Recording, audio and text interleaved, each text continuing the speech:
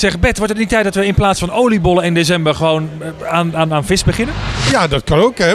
Je hoort wel eens dat visboeren ook oliebollen bakken, maar of dat nou zo'n succes is, dat zou ik niet weten. Nee. Ik doe het in ieder geval niet. Ik ben een nuchtere Noorderling, zoals ze dat dan zeggen. En die staan met beide voetjes op de grond.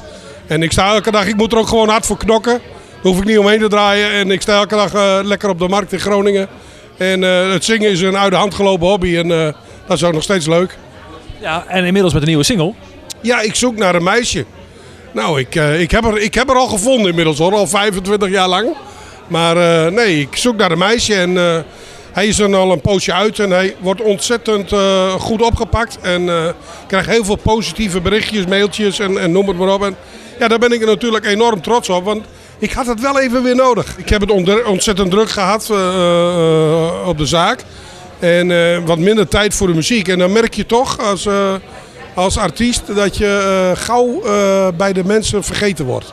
En we hebben de kerstsingle natuurlijk uitgebracht. En ik denk in januari, we gaan weer een frisse start. En we gaan er met volle moed tegenaan.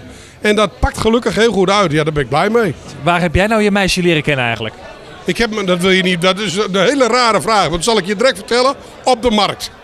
Toch niet aan de kar, hè? Op de markt aan de kar, ja. Ja, mijn vrouw komt uit de vleeswarenindustrie. En ja, vlees en vis blijft 3 dagen vis. Vlees, zeggen ze altijd. Maar nee, ik heb mijn vrouw echt op de markt leren kennen van een collega. En dat klikte gelijk. En ik ben enorm blij en trots op haar. Dus ja, dat is dan toch weer de tip voor de mensen die een meisje zoeken. Kom gewoon bij Bert Zwier aan de kar. Dan komt het altijd goed. Dat is helemaal geen probleem. Ik heb hele mooie meisjes die werken bij me. En er zijn er ook nog een paar vrijgezel. Dus het komt helemaal goed.